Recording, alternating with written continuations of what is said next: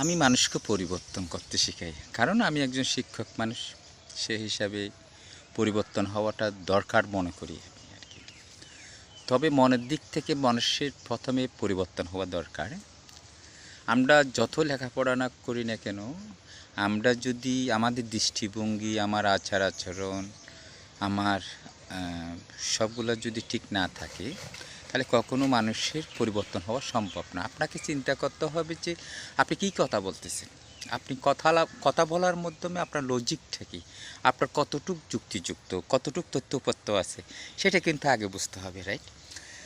তাহলে দেখেন, আমরা অনেক সময় মন গড়া কথা বলি। এটা মন গড়া কথা বলাটা হচ্ছে এক ধরনের ফাঁসে, যেগুলোকে বলা হয় সেটা ফাঁসে। সুতরাং আমরা কথা বলার আগে কিন্তু ভেবে নেওয়া দরকার আমরা কি কথা বলবো। আমি ওই কথাটা বলবো, পরিবর্তনের কথা আমিও বলি, সংস্কারের কথা বলি। এখন সংস্কার কোনটা বলবেন আপনি?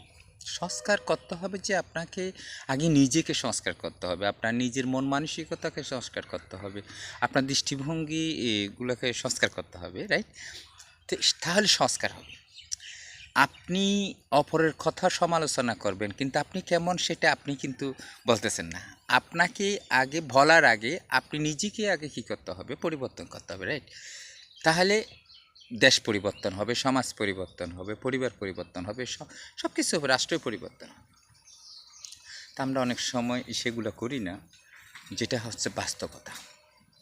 তা আসুন, আমরা যে অবস্থায় থাকি না কেন, আমাদের প্রতিটা মানুষের দরকার হচ্ছে নিজে পরিবর্তন হওয়া। নিজে কীভাবে পরিবর্তন? অর্থ, ধন সম্পদ দিয়ে মানুষ পরিবর্তন হয় না। মানুষের পরিবর্তন হয় মানুষের দৃষ্টিভঙ্গি দিয়ে, মানুষের আচার আছে, মানুষের কর্ম দিয়ে মানুষের পরিবর্তন হয়। ওকে? আপনার যে অঢাল ধন দৌলত আছে, আপনি পরিবর্তন হয়ে গেছেন, সেটাকে আমি পরিবর্তন বলি না। পরিবর্তন সেটাকে বলি যে যে পরিবর্তনের কারণেই সমাজ, আপনার পরিবার, আপনার রাষ্ট্র পরিবর্তন হয়েছে, সেটাকে বলা হয় পরিবর্তন। ওকে?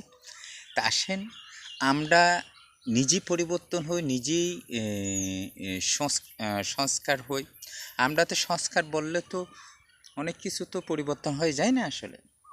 তো সুতরাং পরিবর্তন হওয়ার জন্য কতগুলি নিয়মতান্ত্রিক দরকার হয়। তো নিয়মটা যদি আপনি না মানেন, তাহলে নিয়মটা মানবে কে? আগে নিজেকে মানতে হবে নিয়মটা। আপনি যদি নিজেকে মানেন নিয়মটা, তাহলে অপরকে মানার জন্য, আপনাকে অপরকে বলার জন্য যুক্তিযুক্ত তথ্যপত্র আপনাকে কি বলে এটা উপস্থাপন করতে হবে, রাইট?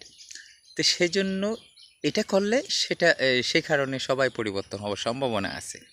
আসুন, আমরা যে অবস্থায় থাকি না কেন, আগে আমরা নিজেদের মনকে সংস্কার করি।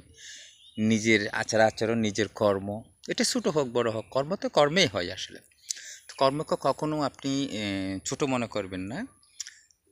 যে অবস্থায় থাকি না কেন, সেটাকে আগে সম্মান করতে শিখি, ভালোবাসতে শিখি, তাহলে ইনশাল্লাহ সবাই, দেশ, সমাজ, পরিবার, সব কিছু ইনশাল্লাহ পরিবর্তন হয়ে যাবে। ধন্যবাদ সবাইকে।